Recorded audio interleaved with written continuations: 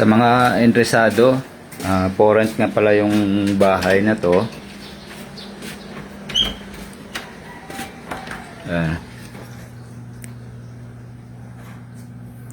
Sa loob ng subdivision, gated. Yan. Safety kayo rito dahil may gate. Yan, naka-gate. At saka meron siyang rep. May dining table na.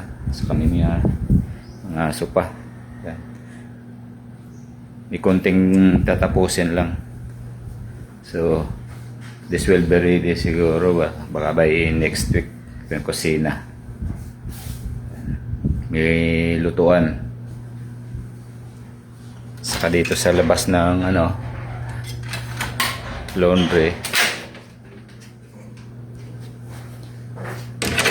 natin.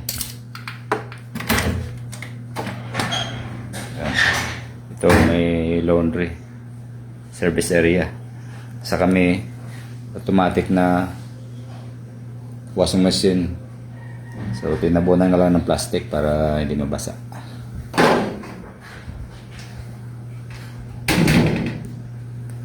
Ito naman CR. Yeah. Ito yung CR natin. Banyo. Meron siyang hot shower kaya lang hindi pa na tinanggal din. Hindi pa naikabit. May cabinet sa loob ng CR.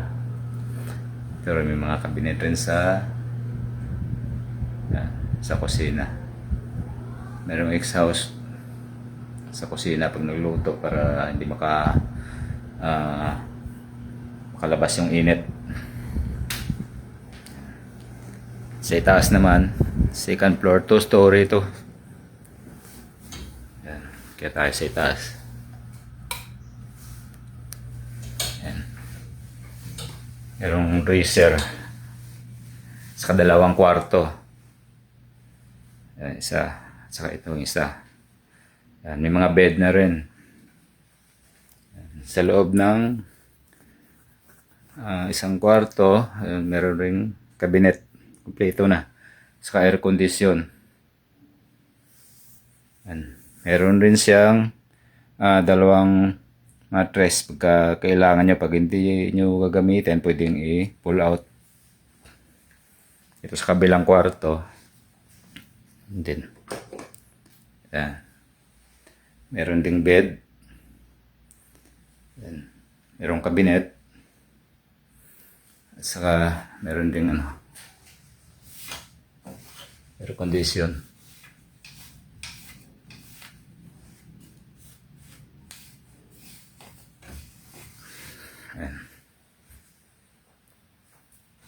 Yan, kompleto.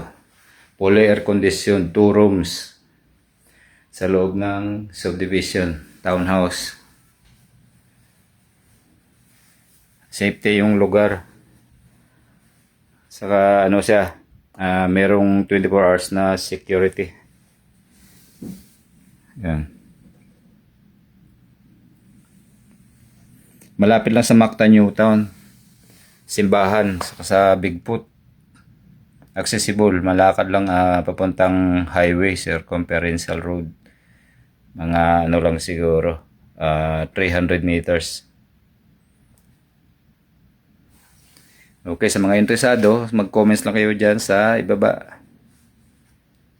Para pag-usapan natin yung price. Okay.